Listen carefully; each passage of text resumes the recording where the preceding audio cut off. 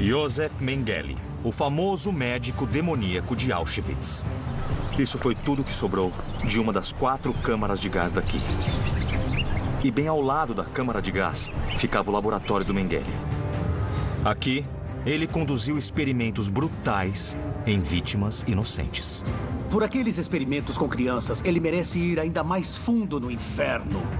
Assim que terminava, ele matava suas vítimas para aprofundar sua pseudociência distorcida.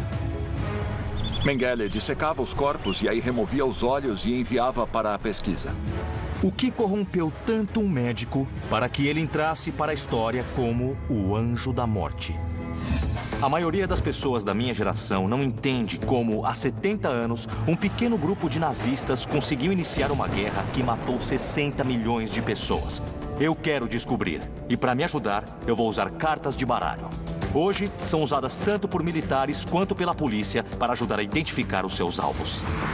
Mas até hoje, ninguém nunca utilizou um baralho para o grupo mais famoso de assassinos da história. Atuando com peritos, eu quero descobrir onde cada um desses nazistas se posiciona na hierarquia do mal. O meu nome é James Ellis e este é Hitler e sua corrente do mal.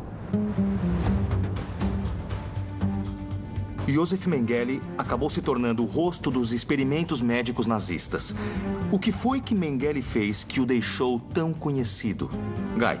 Mengele não era o único médico nazista fazendo esse tipo de trabalho, entre aspas. E o motivo de pensarmos nele é porque ele conseguiu se safar. Muitas das ideias por trás dos experimentos de Mengele estavam alinhadas com o pensamento científico da época em questões como raça e eugenia. O que não estava alinhado com o pensamento científico da época eram as práticas. Não há dúvidas de que o trabalho dele era antiético, mas uma coisa que precisamos considerar é a distinção entre a ética da ciência e a validade da ciência. Elas não são a mesma coisa. Podemos ter uma ciência bem ética que seja mal conduzida e podemos ter pesquisas científicas muito bem conduzidas, mas totalmente antiéticas. O importante a considerar é até que ponto a ciência de Mengele era ética ou válida ou nada disso.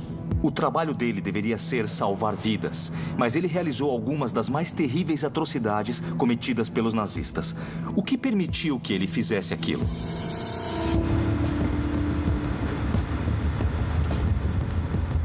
Para responder à pergunta, vou começar a investigar em Günzburg, a pitoresca cidade alemã onde ele cresceu. Eu estou ouvindo crianças ali. Tem algum jardim da infância por aqui? Tem sim. É naquele prédio ali. Eu vim encontrar o historiador Sven Keller para saber mais sobre o início da vida de Mengele e como ele se tornou um nazista. Isso aqui é um parque infantil? Sim, este aqui é o Parque Ruth Mengele. É uma homenagem a alguém da família Mengele? Isso, é uma homenagem à esposa de um dos irmãos de Józef Mengele. Por aqui, a família Mengele sempre foi conhecida pela generosidade, por fazer doações sociais, como muitas famílias abastadas. Desde o começo do século XX, os Mengeles têm sido um dos principais benfeitores da cidade e muitos pontos de referência locais levam o nome da família.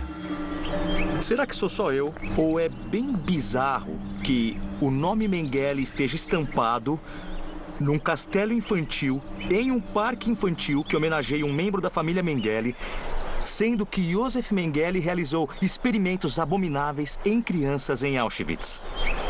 Bom, eu concordo com você. E o que deixa ainda mais bizarro para mim é que teve uma mulher judia em Auschwitz que sofreu certo experimento com Mengele. Mengele impediu ela de alimentar o bebê recém-nascido para poder saber o que aconteceria com a criança, quanto demoraria até morrer de fome. No final, a mulher judia impediu Mengele ao matar em silêncio o próprio filho durante a noite. Essa mulher judia tinha o mesmo nome, Ruth, como Ruth Mengele. Essa ligação é algo que nunca mais saiu da minha cabeça, sabe? Essa é uma coisa terrível. Sim. Eu já sei que a família Mengele é muito importante na cidade. Me conta um pouquinho sobre eles. Era uma família muito respeitada. Eles tinham vindo do nada e cresceram por mérito próprio. E aquilo era algo que as pessoas admiravam. Joseph Mengele nasceu em 1911 em uma família católica conservadora. Seu pai, Carl, tinha uma empresa de equipamentos agrícolas de sucesso, que se tornou a segunda maior empregadora da cidade. E como Joseph Mengele era na infância? O que a gente sabe sobre ele? Não é tão fácil de responder. Não temos muitas fontes de informação. As pessoas que cresceram com ele o descreviam como adorável. Não tinha nada acontecendo na infância dele, nada que ele fazia que meio que acabasse justificando aquelas ações terríveis que ele praticaria mais tarde na vida? Nada mesmo. Nadinha? Eu diria nada mesmo. Então não. ele era só um garoto normal, crescendo em uma família rica nessa bela cidade da Bavária. Sim, isso é o que eu diria, sim. Durante a adolescência de Joseph, os negócios dos Mengele continuaram crescendo, assim como a influência da família na cidade. No início de 1930, Hitler visitou Günzburg 2 vezes para amealhar apoio ao partido. Chegou até a discursar na fábrica dos Mengele na segunda viagem. Em 1933, Karl Mengele comprou uma vaga na Câmara Municipal.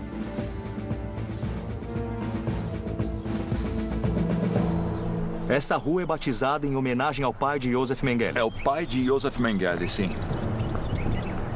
Eu não me lembro de outra família nazista famosa cujo nome de família esteja em placas de rua. Por que ainda não retiraram isso daí? É que se trata de uma relação bem complexa que a cidade tem com a família. Pois é. Como a família era muito respeitada e fazia doações, era muito difícil para a cidade poder se distanciar deles. Eu, pessoalmente, já teria tirado os nomes. Por maior que fosse o sucesso dos Mengele, Joseph escolheu não seguir os passos do pai. Como Mengele decidiu que iria se tornar um médico? Ele se formou no ensino médio em 1930 e ele não se via naquela carreira familiar. Como ele tomou a decisão exatamente, francamente, não sabemos. Mas ele foi para Munique e começou a estudar medicina. Munique era o centro do movimento nazista na década de 1930. Assim que Hitler se tornou chanceler em 1933, estudiosos e cientistas judeus foram demitidos das universidades e substituídos por simpatizantes nazistas. Foram esses acadêmicos que ensinaram e influenciaram Joseph Mengele. Mengele era um jovem incrivelmente esforçado e, enquanto ele cursava a faculdade, também fazia doutorado em antropologia. Na medicina, ele não era muito interessado na parte clínica da coisa. Entendi. Ele optou por uma vertente bem nova na medicina que estava com tudo chamada genética. Tá bom. É claro que genética e antropologia eram duas ciências que estavam bastante conectadas ao que o nacionalsocialismo pensava com a sua teoria racista. Nossa. Então ele deve ter sido radicalizado enquanto ele estudava na universidade. Sim. Seria bem mais fácil dizermos que ele era um homem louco desde o princípio. Mas seria não dá. bem mais fácil, mas não dá. Em 1937, Mengele assumiu uma cobiçada posição de assistente no Instituto para Biologia Hereditária e Higiene Racial em Frankfurt. Lá, ele se juntou a um departamento de geneticistas que estudavam gêmeos na vanguarda dos programas raciais nazistas. Pelo visto, essas ideias raciais estavam estabelecidas no meio acadêmico alemão na época.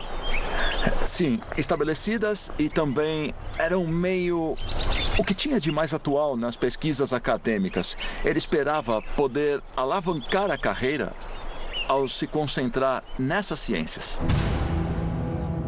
Mengele entrou para o Partido Nazista em 1937 e o avanço dele na profissão de médico andou junto com a ascensão dele no partido. Aliás, em 1938, o mesmo ano em que Mengele recebeu o diploma de médico, ele também entrou para a SS.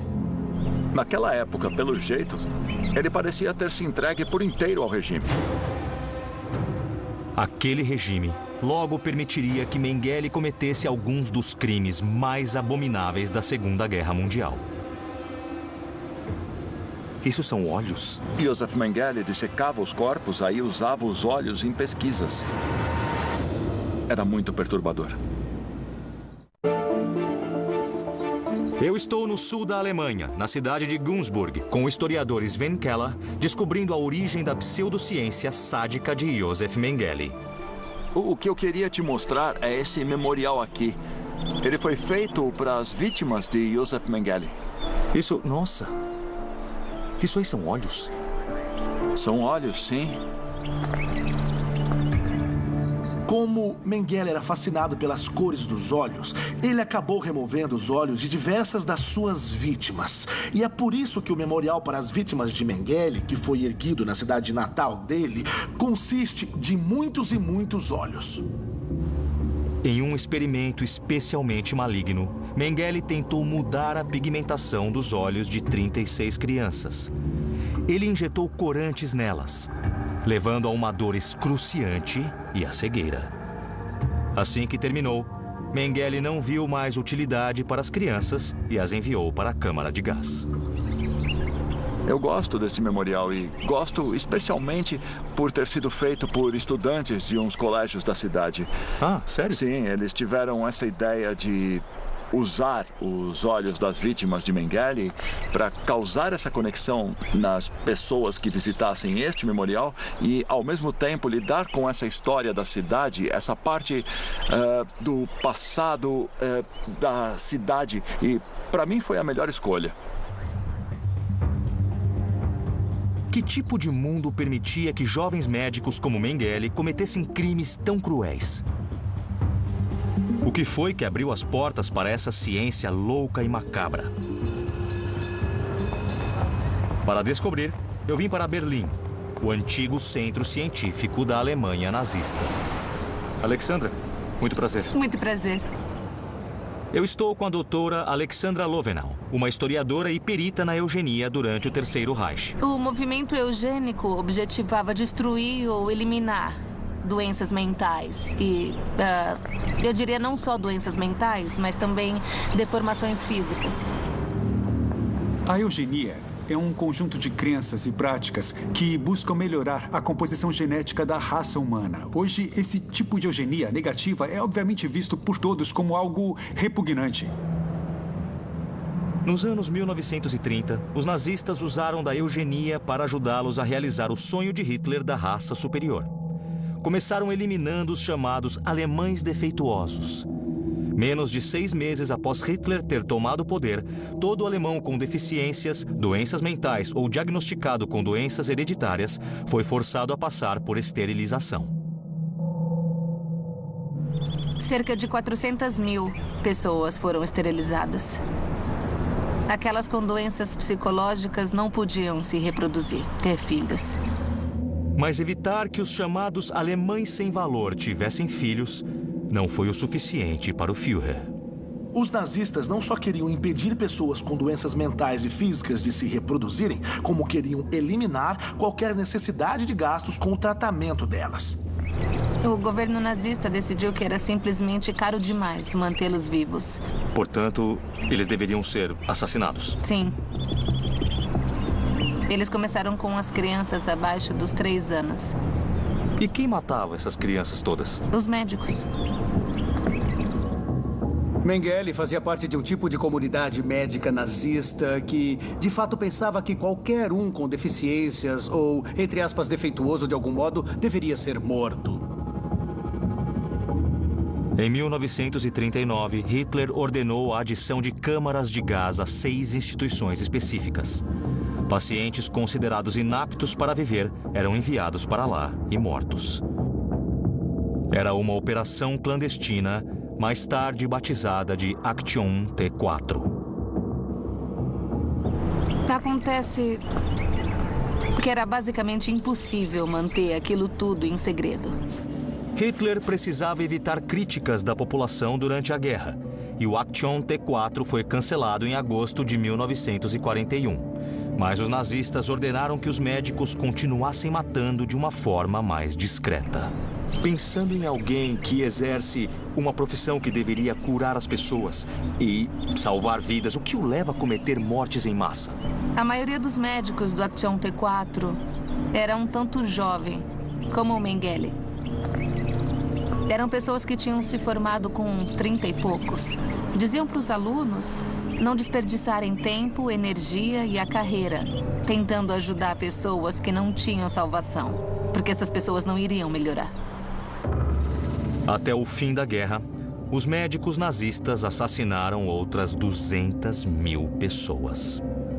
Aquilo era assustador só pela ideia de um ser humano que não era perfeito de alguma forma ser considerado um esgoto sobre o resto da humanidade e que era preciso eliminar todas essas pessoas. Ou assassinavam ou as esterilizavam, porque assim estariam deixando a humanidade muito melhor. Isso era totalmente maligno, porque eles não aceitavam o fato de o ser humano não ser perfeito. Depois que os cidadãos mais vulneráveis do Reich foram mortos pelas pessoas que juraram cuidar deles, os médicos nazistas levaram a desumanidade mais adiante. Em alguns casos, ocorria de pesquisadores irem visitar os centros de extermínio e examinar os pacientes que ainda estivessem vivos. Se eles encontrassem alguém interessante, o cérebro dessa pessoa era retirado. Então esses médicos chegavam e diziam: eu quero examinar o cérebro dela. E aí a pessoa era assassinada para que eles pudessem conduzir experimentos com o cérebro. Isso. Na verdade, eles viam essas pessoas como uma grande oportunidade, uma fonte sem fim de material de pesquisa. Que coisa horripilante. É mesmo, sim. Isso fazia aquele processo todo de eutanásia pior ainda. E pelo envolvimento, os pesquisadores que estavam conduzindo pesquisas científicas com cérebros eram assassinos. Muitos médicos estavam especialmente atraídos pela pseudociência racial e a ideologia barata do Partido Nazista, porque combinavam muito bem com muitas das opiniões médicas da época.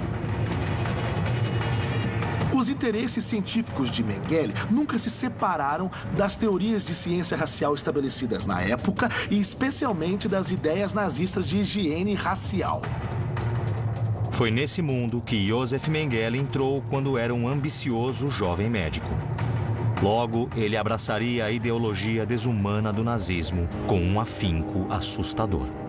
Ele não tinha mesmo nenhum sentimento humano com relação às crianças. Você sabe... Eu estou em uma missão para descobrir onde o famoso médico Josef Mengele se encaixa na corrente do mal de Hitler. Eu vim até o local de um antigo campo de concentração nazista em Sachsenhausen para encontrar alguém que escolheu sua carreira após conhecer uma das vítimas de Mengele. Astrid? Ah, James, oi. Muito prazer. Muito prazer, tudo bem? A doutora Astrid Ley é historiadora e vice-diretora do Memorial e Museu de Sachsenhausen. O que foi que te fez entrar para esse ramo de estudos?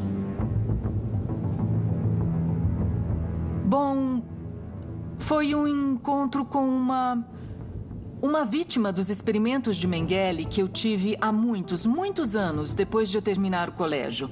Depois de tantas coisas terríveis, ela não sabia como a saúde dela tinha sido afetada. Então, virou o meu objetivo descobrir o que os médicos nazistas fizeram e contar para as vítimas sobreviventes. Josef Mengele é o nome que as pessoas mais associam aos experimentos médicos nos campos de concentração e extermínio, mas é claro que ele não era o único médico atuando nesses lugares. Quão difundida era essa prática? Era um fenômeno bem difundido. Em todos os campos maiores, ocorriam os experimentos médicos que começaram logo depois que a Alemanha iniciou a guerra.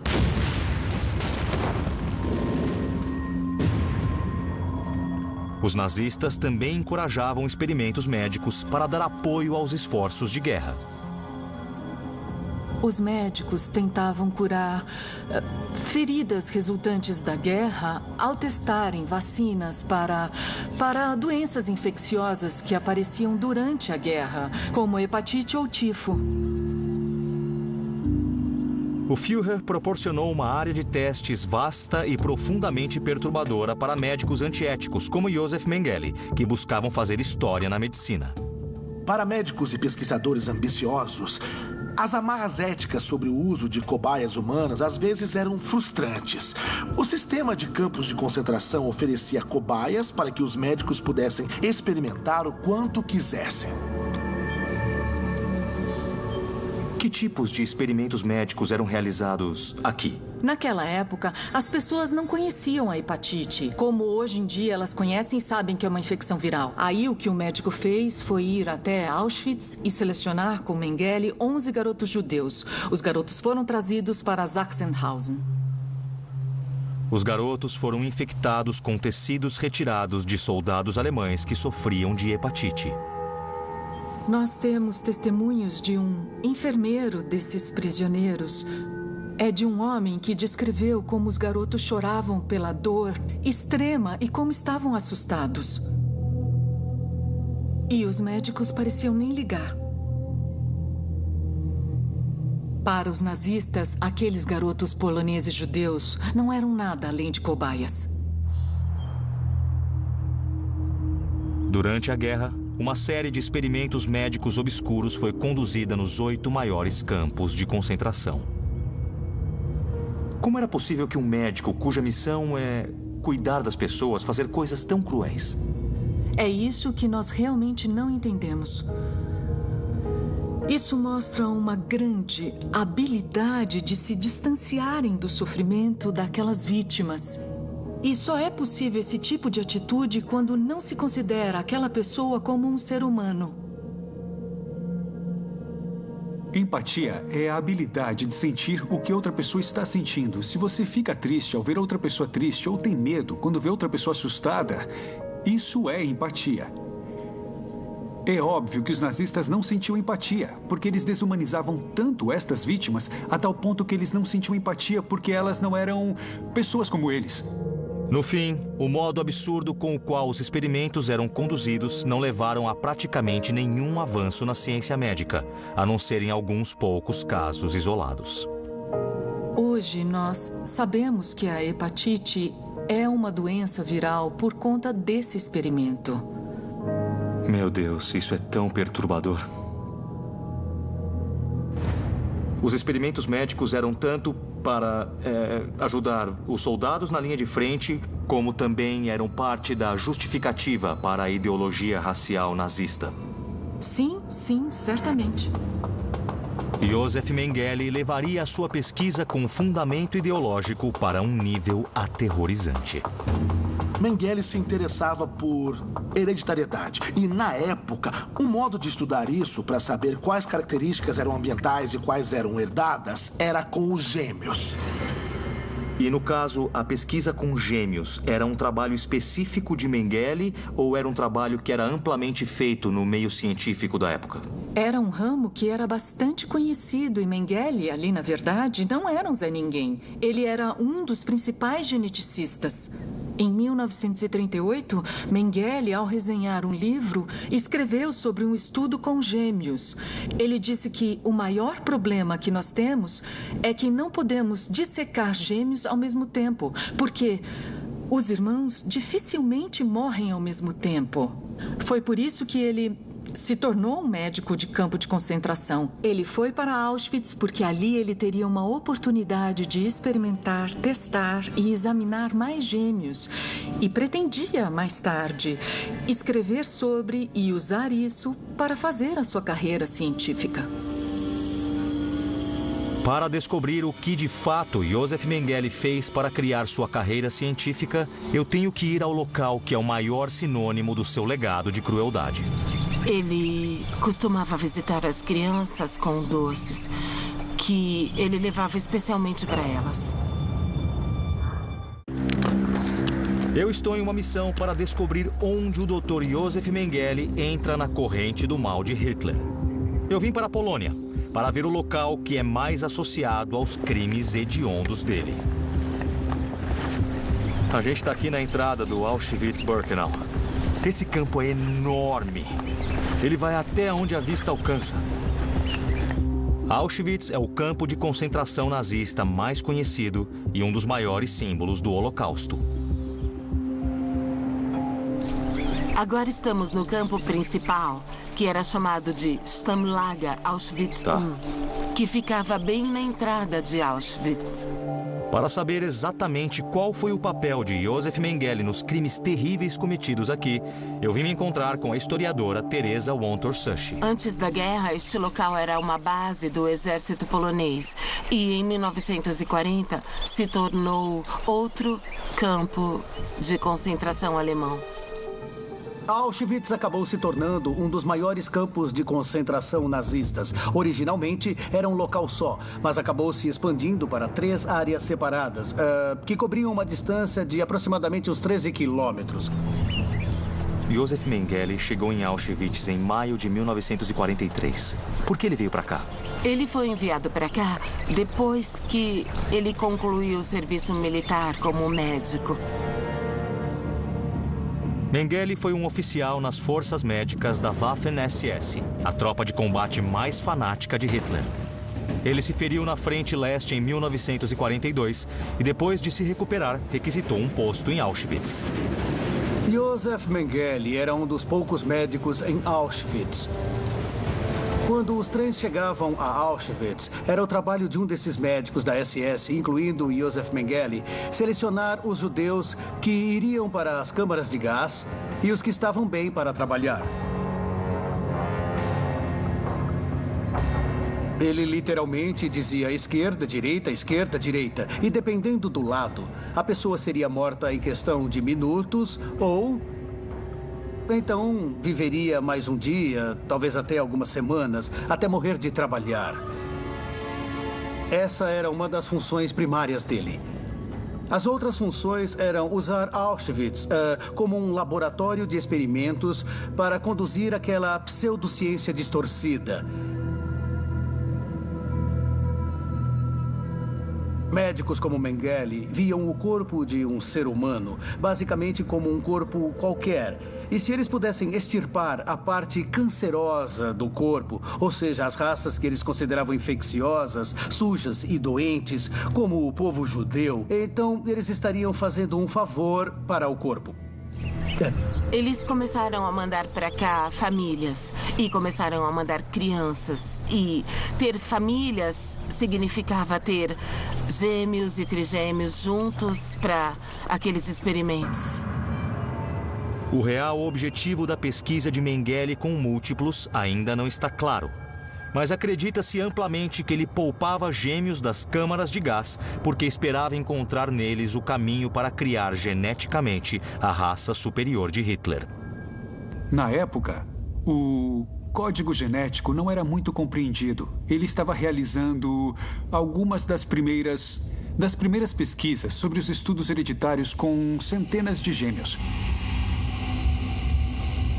Os gêmeos eram considerados úteis para esse tipo de pesquisa porque analisavam 2 pessoas com material genético idêntico e viam o que era igual nelas e o que era diferente. E assim eles concluíam quais características eram influenciadas pelo ambiente e quais eram herdadas. Antes, Mengele tinha que diferenciar quais características eram replicadas e quais mostravam variações. Só então ele poderia tentar eliminar o que chamava de traços raciais impuros e indesejados. Ele costumava visitar as crianças romenas em Birkenau com brinquedos e com doces, que ele levava especialmente para elas. Ele levava brinquedos e doces? Ele levava, sim. Era assim que as crianças se lembravam Então ele dele. chegava com brinquedos e docinhos e depois levava elas para sofrerem naqueles experimentos absurdos. É isso mesmo. Quando as crianças estavam dentro do laboratório de Mengele, começava a tortura. Cirurgia sem anestesia, testes dolorosos, amputações desnecessárias, feridas deliberadamente infeccionadas e exposição a doenças fatais eram parte da rotina. Mengele ficava desprovido de humanidade enquanto ele conduzia os experimentos que, para ele, eram em nome do progresso científico. Ele não se importava que fossem incrivelmente cruéis e causassem um sofrimento terrível às vítimas. Muitas das vítimas de Mengele morriam antes do fim do experimento com elas. As que sobreviviam raramente iam longe. E no fim de tudo aquilo, as crianças eram mortas. Era o que acontecia com a maioria delas. Então, depois que elas passavam pelos experimentos e eram mortas, alguém conduzia uma autópsia nos corpos. Exatamente. Claramente, é preciso muito sadismo para realizar experimentos em pessoas vivas e depois matá-las só para tentar descobrir algo. Tem uma história horrenda de que Mengele e um outro médico de Auschwitz discutiam sobre se uma criança tinha tuberculose ou não. Mengele insistia que tinha e o outro médico dizia que não tinha. Mengele voltou 1 hora depois e confirmou que ele, Mengele, estava errado. A criança não tinha tuberculose. E como ele descobriu? Ele a matou, a dissecou, só para tentar ganhar uma discussão médica. A maioria dos gêmeos em Auschwitz morreu pelos experimentos de Josef Mengele. Apenas alguns sobreviveram o suficiente para ver o campo ser libertado pelo exército soviético em 27 de janeiro de 1945. Assim como muita gente, eu já li sobre esse lugar. Eu já vi fotos, eu já vi filmes sobre ele, mas eu não tinha compreendido a escala e a extensão do sofrimento até ter visto o lugar com os meus próprios olhos. É uma coisa que eu nunca mais vou esquecer. Mas apesar dos seus crimes sádicos, o médico nazista, de algum modo, conseguiu escapar. O fato dele ter escapado depois da guerra e vivido a vida sem nunca assumir sua culpa é incrivelmente frustrante. Eu estou em Berlim para falar com o historiador Tobias Freimiller e descobrir o que houve com Josef Mengele quando o império de Hitler estava desmoronando. Este é um memorial criado no fim dos anos 80, sabe? E que representa as deportações para, especialmente, Auschwitz. O que aconteceu com Mengele quando o Exército Vermelho estava chegando em Auschwitz? Ele partiu um pouco antes e teria viajado para o oeste, disfarçado de oficial do Wehrmacht. Em junho de 1945, forças norte-americanas capturaram Mengele entre cerca de 10.000 soldados alemães fugitivos na Saxônia. Eles revistaram os prisioneiros de guerra em busca de tatuagens da SS. Mas quando Mengele havia se juntado à SS, ele decidiu não ser tatuado. Aí ele foi solto com um nome diferente e ficou trabalhando como auxiliar em uma fazenda que ficava no sul da Alemanha por um bom tempo. E então o mundo começou a ficar ciente dos crimes bárbaros cometidos pelos médicos nazistas. All of the defendants herein unlawfully, willfully and knowingly participated in plans and enterprises involving the commission of war crimes and crimes against humanity. Inclusive, aconteceu um julgamento em Nuremberg, em que médicos que tinham cometido atrocidades ao servirem ao nazismo foram levados à corte. Mengele sabia que precisava fugir. Ele foi correndo lá para a Argentina, que deve ter sido o destino de aposentadoria mais popular entre os ex-nazistas. Mengele viveu com um pseudônimo por muitos anos em Buenos Aires. Então, em 1958, ele casou com a viúva do irmão, uma grande acionista da empresa do pai dele. Para poder fazer isso, ele precisava usar o nome real, o passaporte real e a identidade real. E aí ele foi até o embaixador alemão em Buenos Aires e conseguiu o passaporte alemão com o nome verdadeiro. Tinha o nome dele na lista telefônica em Buenos Aires e ele viveu lá com o nome verdadeiro. É claro que chegou uma hora que ele não tinha mais medo de que as pessoas fossem atrás dele. Com certeza. A caça aos nazistas foi realizada pelos aliados por uns 3 ou 4 anos. E eles deram um fim porque perderam a motivação e até a habilidade de realizar dezenas de milhares de caçadas, sabe? Eles teriam levado décadas. E em que momento as pessoas começaram a tentar encontrá-lo e levá-lo à justiça? No fim dos anos 50, finalmente, um mandado de prisão foi emitido contra ele. Em 1960, o Serviço de Inteligência de Israel, o Mossad, capturou Adolf Eichmann em Buenos Aires. Eles tentaram capturar Mengele durante a mesma operação. Assustado, Mengele fugiu para o Paraguai, mas o Mossad ficou tanto no encalço dele que ele acabou cruzando a fronteira para o Brasil.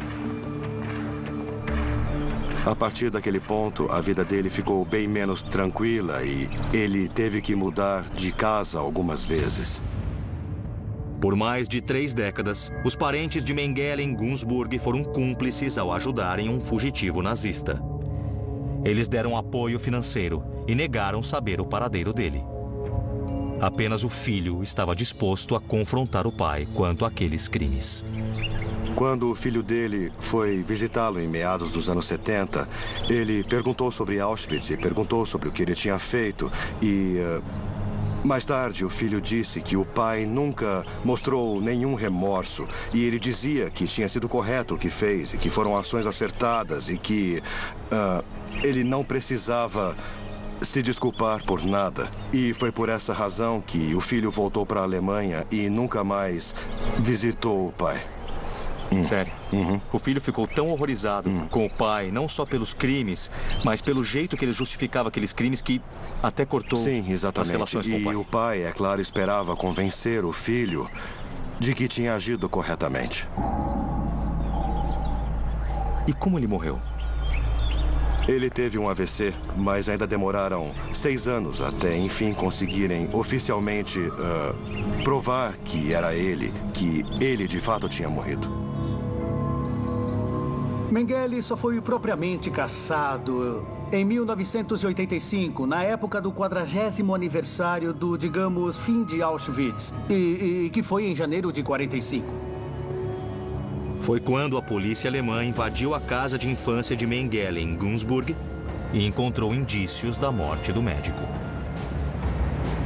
O que é irônico sobre o destino final de Mengele é que, quando os ossos dele foram retirados da cova em um local chamado Embu, em 85, sabe, o crânio foi erguido e foi exibido para a mídia mundial. E aqueles ossos depois foram parar em um laboratório, onde são examinados por estudantes médicos. Faz sentido ele não estar de fato na cova, sabe, ele ir parar em um laboratório. E em que momento da história ele virou essa figura notória que representa tanto da maldade do regime nazista? Veja, eu acho que basicamente como ele realizou alguns experimentos médicos terríveis, é fácil enxergá-lo assim. E já não é tão fácil enxergar o que Eichmann fez, mas é fácil de ver porque pesquisas médicas mortais em gêmeos, em crianças, ele era um monstro, a imagem de um monstro. E ao escapar, ele deixou a história toda bem mais interessante. Mengele, ao que se sabe, nunca expressou nenhum remorso ou assumiu responsabilidade pelos crimes. O fato dele ter escapado depois da guerra, vivido a vida e morrido por um AVC enquanto nadava é incrivelmente frustrante. Ele nunca assumiu a culpa. Não houve uma chance de as vítimas e sobreviventes testemunharem e contarem suas histórias para o mundo para verem um mínimo de justiça feita contra Josef Mengele. Agora que eu já sei do papel-chave de Josef Mengele nos experimentos médicos desumanos realizados a serviço do regime nazista, está na hora de decidir onde ele entra na corrente do mal de Hitler. Auschwitz oferecia um ambiente como nenhum outro. Um local onde um médico podia experimentar com seres humanos sem nenhum contraponto moral mesmo. Após reviver a história dos experimentos assassinos de Josef Mengele pela Alemanha e Polônia, está na hora de decidirmos onde esse médico demoníaco entra na hierarquia nazista. Usando nosso sistema especial de baralho, eu quero determinar o lugar de Josef Mengele em Hitler e sua corrente do mal. Tem tantos elementos pavorosos na história de Mengele, mas aquele que mais me pegou foi a história sobre como ele fazia a seleção na plataforma de Auschwitz. E eu acho que também é importante lembrar que Mengele é um entre muitos médicos em vários campos executando esse tipo de trabalho. Eu digo a palavra médico entre aspas porque eu acho que abriram mão de merecerem ser chamados de médicos se o que faziam era basicamente abater pessoas. Com um simples movimento de pulso, Josef Mengele teve o poder sobre a vida e a morte de muitas vítimas inocentes. O que levou um médico de uma família rica e respeitável a executar atos tão horríveis. Mengele era incrivelmente ambicioso e achava que o trabalho que ele fazia em Auschwitz tinha o potencial de abrir portas para ele em uma futura carreira. Aí ele pegou aquela ambição, pegou o que ele chamava de ciência e combinou com uma completa falta de ética e uma falta de humanidade. Além da ambição, ele era motivado por uma forma distorcida de antropologia. Ele achava mesmo que certos tipos de pessoas eram inferiores a certos outros tipos de pessoas. E isso estava por trás da pesquisa e foi o que o levou, no fim, a matar.